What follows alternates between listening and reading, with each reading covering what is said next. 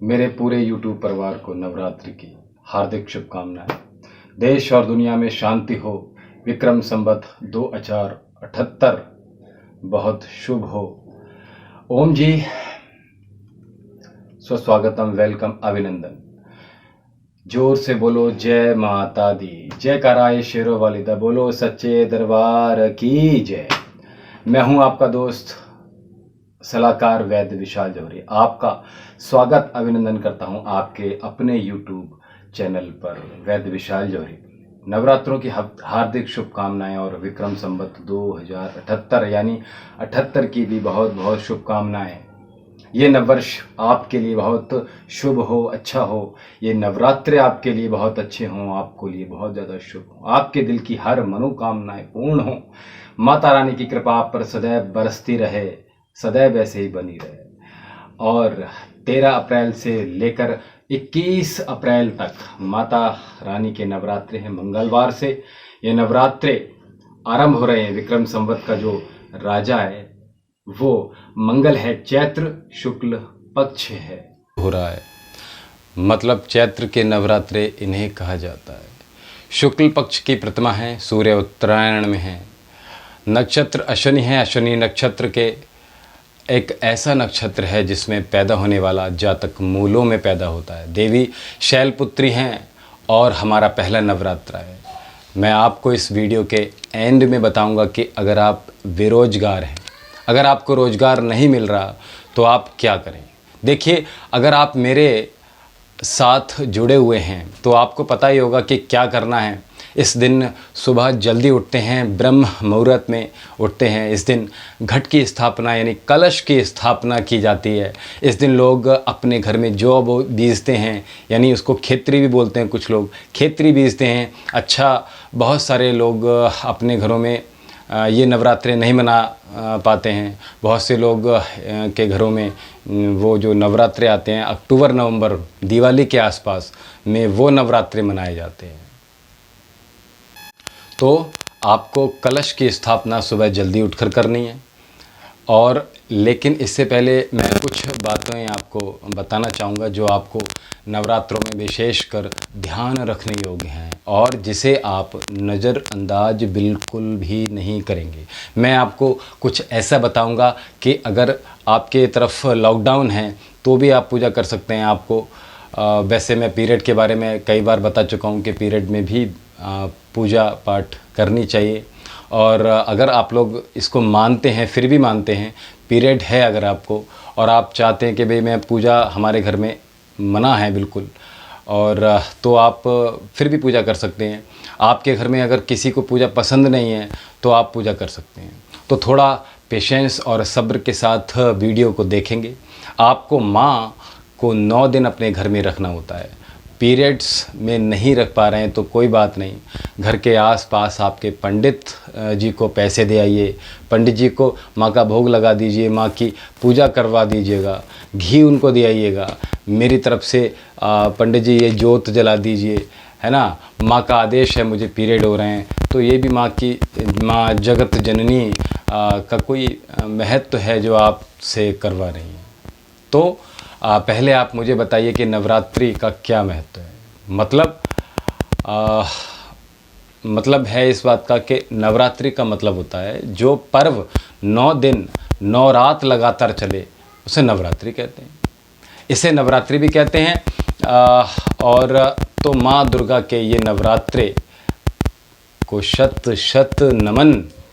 जहाँ पर दिन रात माँ की पूजा होती है, जहाँ पर मंदिर रात दिन में भी बंद नहीं होते। जी हाँ, जहाँ हम लगातार, जहाँ हम यहाँ बिल्कुल भी नहीं कहते कि 12 बजे के बाद आपको कोई पूजा नहीं करनी चाहिए।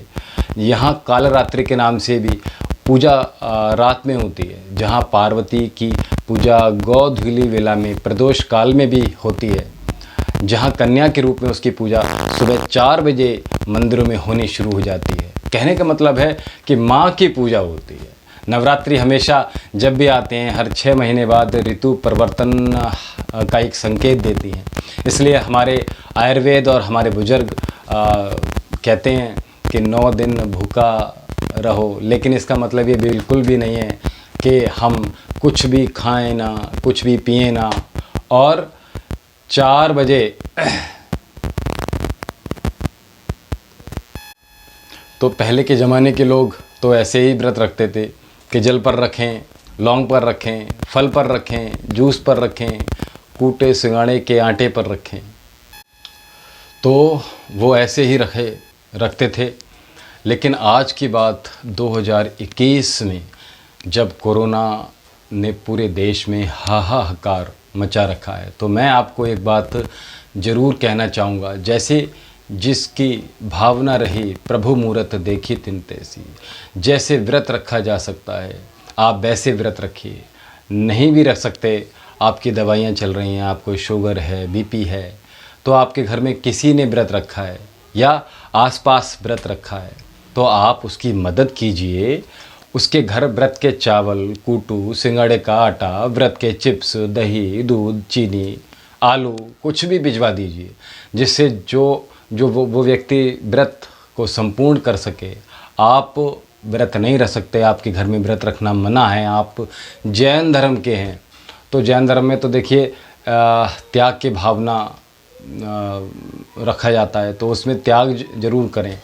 यानी त्याग किसका करें? मैंने देखिए पिछले वर्ष भी एक वीडियो बनाई थी, उसमें भी मैंने कहा था त्याग करें। कुछ भी आपकी मनपसंद की कोई एक चीज़ छोड़ दीजिए, वो कुछ भी हो सकता है। चाहे आप अपना भोजन, जो प्रिय भोजन है उसको छोड़ दीजिए, प्रिय आपके वस्त्र हैं उसको छोड़ दीजिए, प्रिय आपका परफ्यूम है उसको लगाते हैं उसको छोड़ दीजिए, कहीं आप स्पेशल घूमने जाते हैं उसको छोड़ दीजिए, आप बहुत अच्छे घड़ी आप पहनते हैं आपकी फेवरेट, उसको छोड़ दीजिए।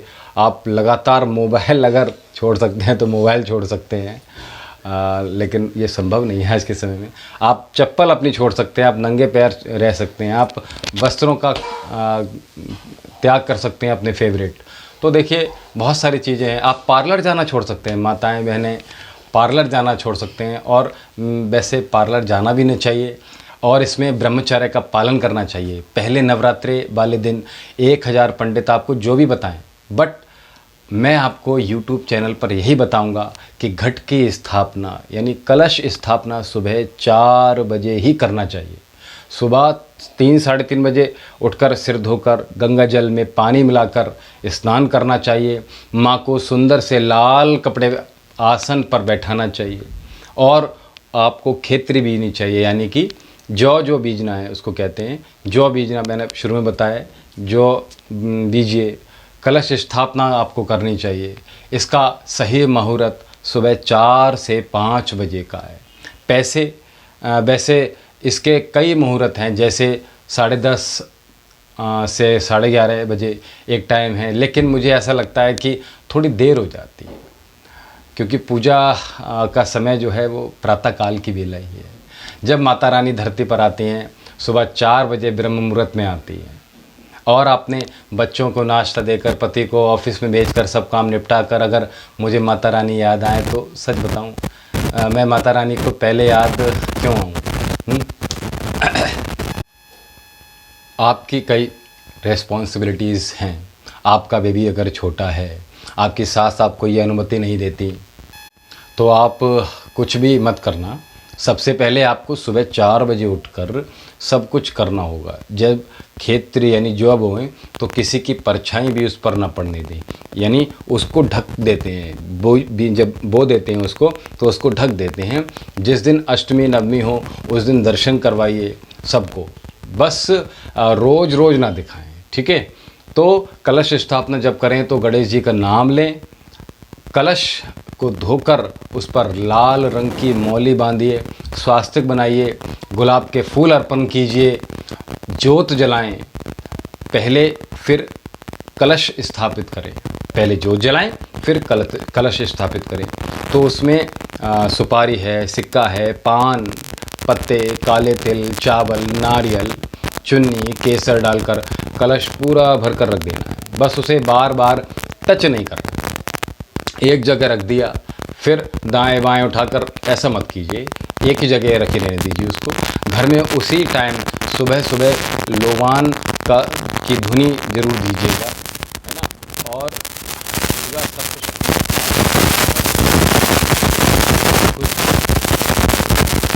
जितने माता रानी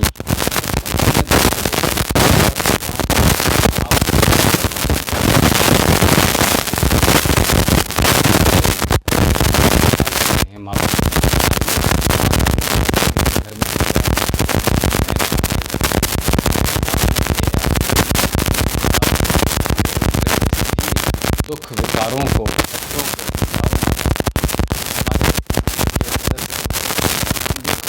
खाओ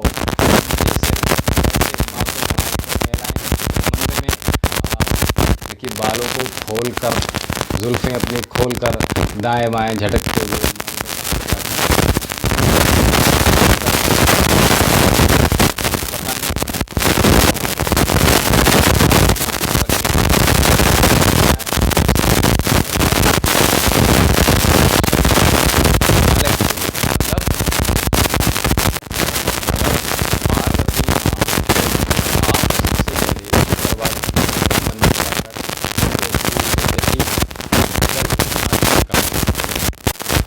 तो पहले ही बताया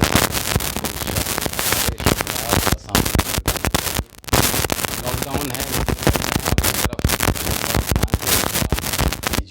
जितने का आप श्रृंगार का सामान उतने ही पैसे उठाकर रख दीजिएगा।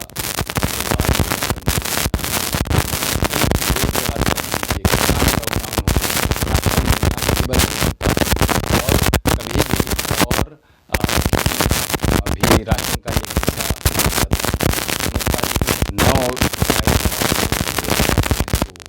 तो क्या करेंगे? मंदिर में जाकर हनुमान जी को नारियल अर्पण करें। मंदिर में जाकर हनुमान जी को नारियल अर्पण करें। माँ को एक त्रिशूल अर्पण करें। अगर आपको उपलब्ध नहीं हो पा रहा तो कागज़ पे त्रिशूल बनाइए और पेपर से पेन से पेपर के ऊपर त्रिशूल बनाकर वो अर्पण कर दीजिए जाकर। और 108 बार गायत्री मंत्र का जाप चारों कोनों में आप चलाएं। अगर आपके पास कोई म्यूज़िक सिस्टम है उससे चलाइए।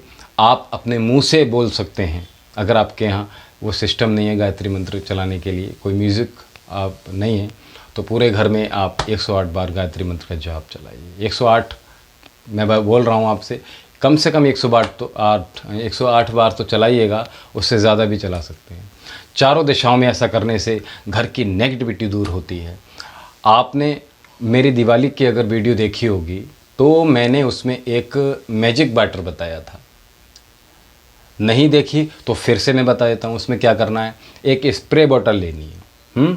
इसके अंदर गंगा जल, गुलाब जल, गौमूत्र और थोड़ी सी फिटकरी पीस कर उसमें मिला दें और उसको आराम से अच्छे से हिलाकर उसको बंद कर दीजिए। तो ये बन गया आपका मैजिक बोतल। पूरे घर में नवरात्रों में मैजिक वाटर ज़रूर छिड़कें। सुबह, दोपहर, शाम इसको छिड़कें। आपकी पूरे घर की नेगेटिविटी दूर हो जाएगी। एक गोला काट लें, उसमें जो मिश्री होती है भरकर माँ पार्वती को अर्पण करके आएँ। कपूर घर के हर कोने में जलाएं और थोड़ा सा कपूर को सूंघें भी।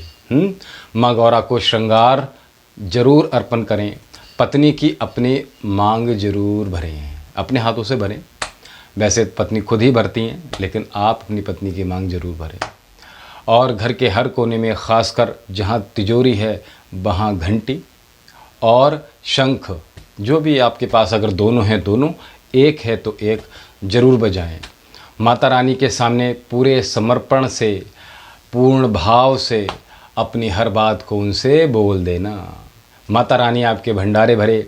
दिल से यह कामना करता हूँ जो मेरी इस वीडियो को देख रहे हैं, आप सभी की सारी इच्छाएं पूर्ण हों। ओम जी।